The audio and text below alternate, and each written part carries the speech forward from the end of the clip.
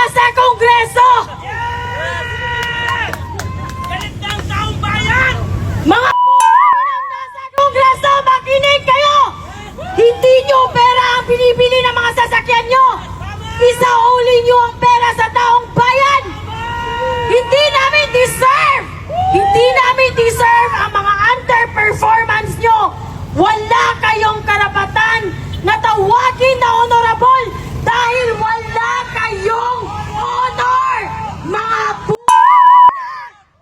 lumabas kayo dyan!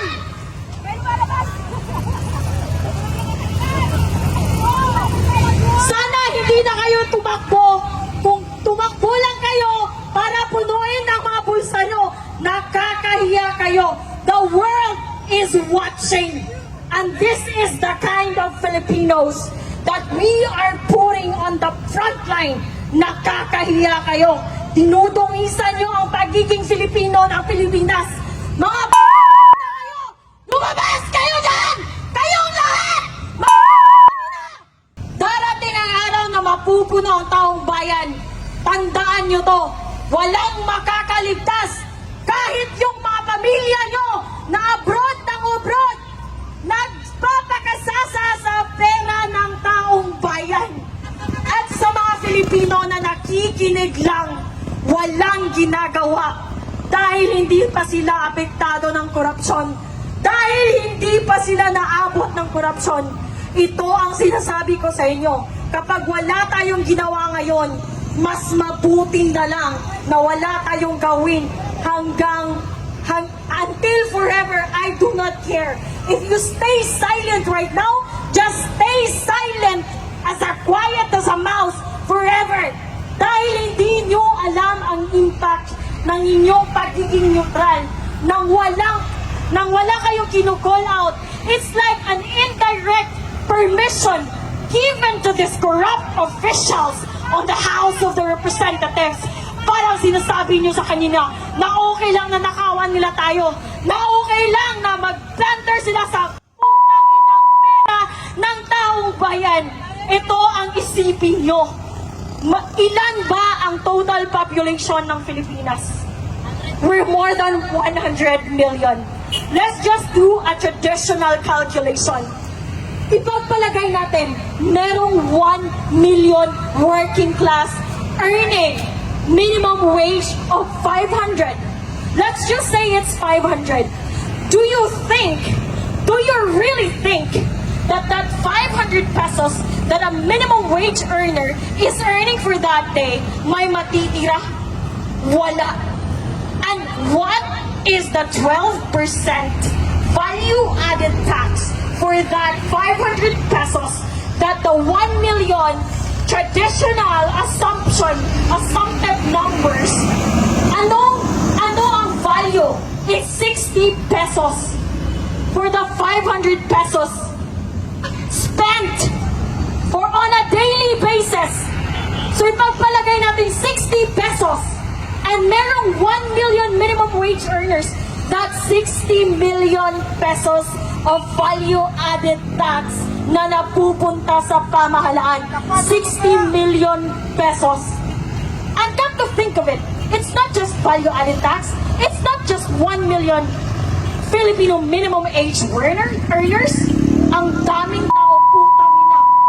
Try to multiply 60 million pesos on a daily basis times 50 million Filipinos.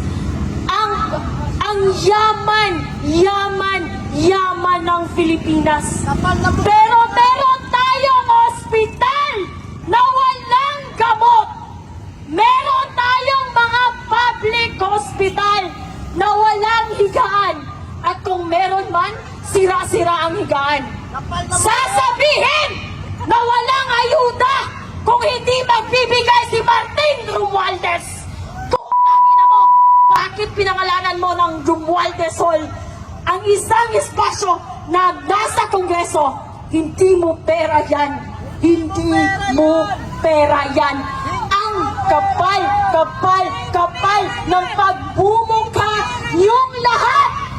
You are doing a syndicated, organized plunder against the Filipino people. Nakakahiya kayo. Ayokong maging Filipino dahil kung kayo lang ang halimbawa ng pagiging Filipino, mas mabuti na lang na hindi ako maging Filipino. Nakakahiya kayo. Habang ang mga tao, ang mga ordinaryong tao ay nag-TTS, pumipila sa mga barangay health center na walang gamot. Kahit paracetamol, sasabihin ni Kapitan, walang budget. Walang budget kasi ninanakaw. Binibili ng private jet ni Martin Romualdez. Binibili ng Hermes ni Clodenco. Binibili ng Balenciaga ng mga putang inang nepo wife and nepo mistresses nyo. Mga putang ina nyo. Ang hirap, hirap, hirap, hirap magtrabaho. Kami mga, it's not an excuse. It's not even a valid reason to say that ang Pilipinas is mahirap. Mahirap ang Pilipinas dahil lazy ang mga people. That's not true. Take a look around. Kahit yung mga tao doing a manual labor, kahit yung mga drivers, kahit yung mga jeepney drivers, kahit yung mga nagbibenta sa bangketa, they double time to earn a few hundred pesos, to pay taxes, to contribute sa mga lavish lifestyle ng mga putang inang nasa Kongreso. Sa mga Pilipino, I urge you, sa mga dumadaan dito, magsalta kayo, makisali kayo, makilahok kayo. Walang dilawan dito, walang kakamping, walang Duterte supporters. We do not need you to be anything. We just need you to be a Filipino, standing for accountability, standing for responsibility of securing our future. Kasi kapag wala tayong gagawin ngayon, wala nang bukas ang Pilipinas dahil ninanakaw nila. Walang bukas ang Pilipinas para sa atin, para sa mga anak nyo, at para sa mga anak na anak nyo. Can you imagine? We're still paying the interest of utang coming from Marcos Sr. And here we are right now. We're gonna pay again for the fucking debt of the Philippines because of their fucking blunders in the House of Representatives, in the Senate, and on the executive branch, Mr. Marcos. Ang kapal-kapal na mukha nyo, ang daming Pilipino. Sasabihin ng mga nepo babies nyo na wala kami ambag sa taxes. We are taxed heavily. Can you imagine sa Southeast Asia, ang Pilipinas ang isa sa pinakamalaking merong value-added tax. I'm gonna tell you a story of how I got here. Yesterday, I was from Cebu. I bought a ticket to go. It's 2,100 pesos and few centavos or something. I got taxed. It's 340 pesos. I ride an Angkas going to the Pier 4 in Cebu City. I got taxed again. I bought soft drinks. I bought bottled water. I bought Wi-Fi subscriptions sa Barco. I got taxed again. Putang inang value-added tax. Ang dami. Just try to imagine if a single Filipino is paying at least 200 pesos of value-added tax on a daily basis. 200. Multiply it by 100 million. Ang yaman ng Pilipinas. Pero wala tayong pera! Dahil magkakapal ang mukha nyo dyan sa Kongreso! Lumabas kayo! Mga putang ina nyo! Mga magkakapal ang mukha! I do not understand. I cannot wrap my head around the fact paano nyo naiisip, paano nyo hindi naiisip kung gaano kayo ka-immoral, kung gaano kayo ka-demonyo. Nagpapakasasa kayo sa perang hindi inyo. Tumakbo kayo para maglingkod. Just reminding you, sir and ma'am, tumakbo kayo para maglingkod, hindi para magpaglingkuran. And don't start with us honoring, telling you, addressing you as honorable. Kasi between you and the taong bayan, you are the least organization with honors. With honors, you don't have any, zero. You don't have in any honors, wala kayong mga moral, wala kayong mga immoral kayo, mga makakapal. I am so frustrated, I am so angry beyond angry. Nakakaputang ina kayong lahat dyan sa House of Representatives. Mga mamatay na sana kayong lahat, tamaan kayo ng kidlat. Super pangbababoy at panggago niyo sa mga Pilipino. You're treating us like an idiot. Like we don't have access to information. You're treating us as someone as imbecile. Dahil nga namin sumugod ngayon at sunugin ang mga kaluluwa nyo dahil nabilong kayo sa impyerno, mga putang ina nyo. Tingnan nyo! Ito, mga drivers, mga minimum wage earners, sila ang nagpapakain sa'yo.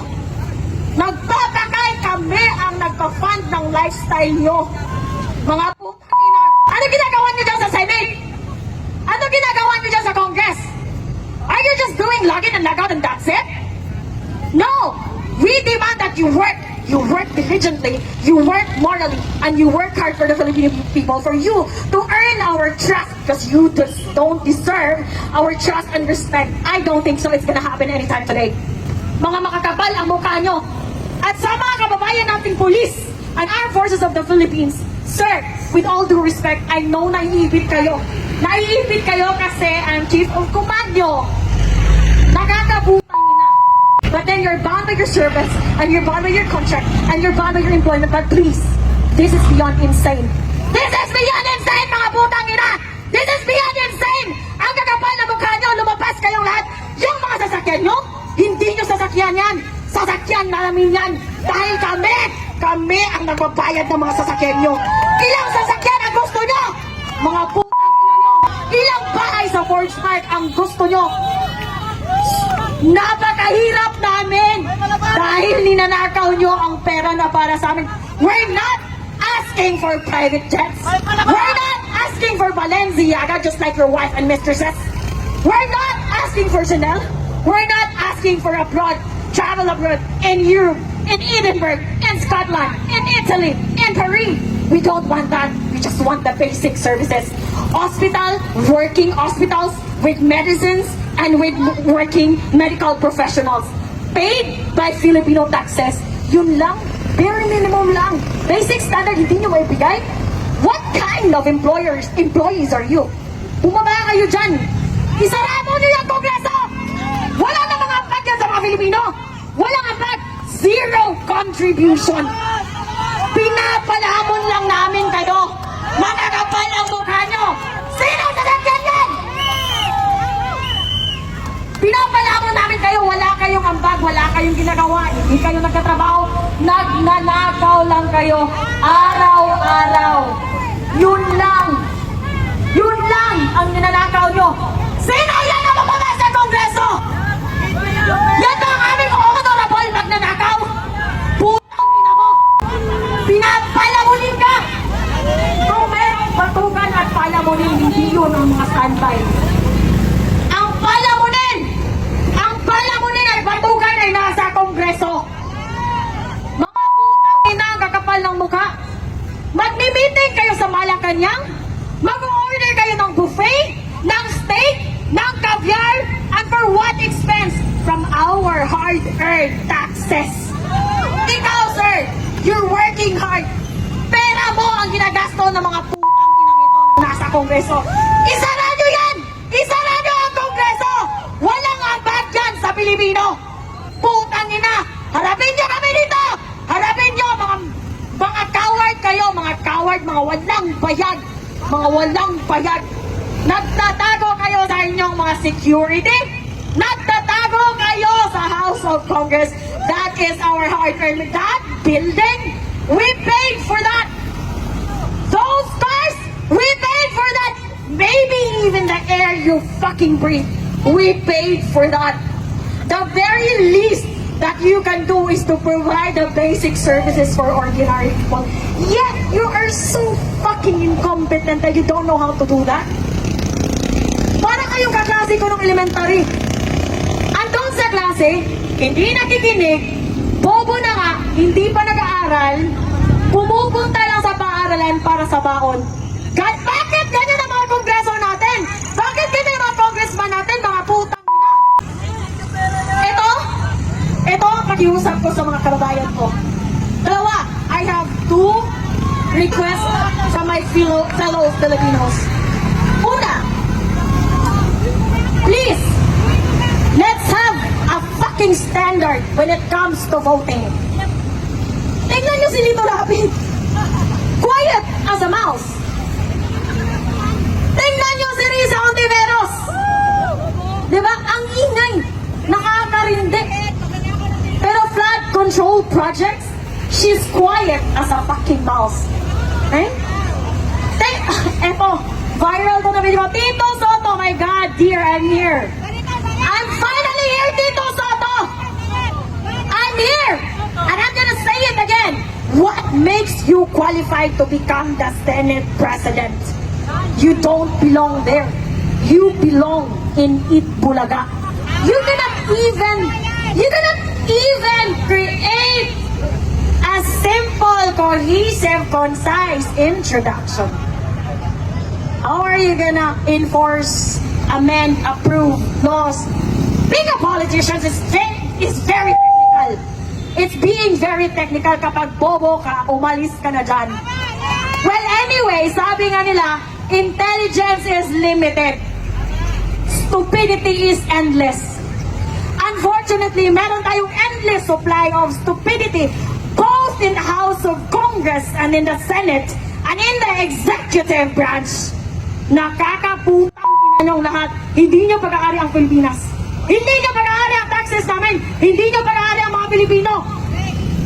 Tumigil kayo. Tumigil kayo, bumaba kayo. Isauli niyo ang mga perang ninakaw niyo.